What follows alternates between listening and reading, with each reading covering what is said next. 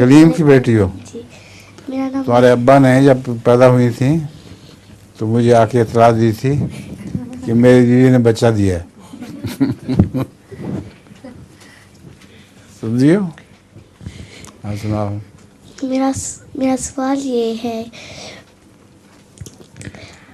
बच्चे स्कूल क्यों जाते हैं और आपको क्या, जब आप छोटे थे आपको स्कूल जाना अच्छा लगता था?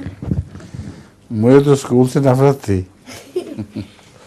मैं वक्त गुजार दिया करता था बाहर फिर के इधर उधर, हैं, बागों में चला जाता था, जामुन तोड़ा करता था।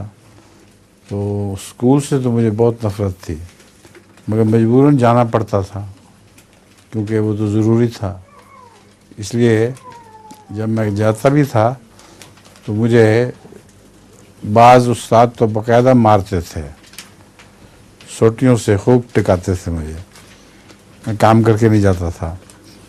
और एक हमारे उस्ताद थे मोहम्मद अली साहब अजहर, वो पता नहीं क्यों मुझ पर मेहरबान थे।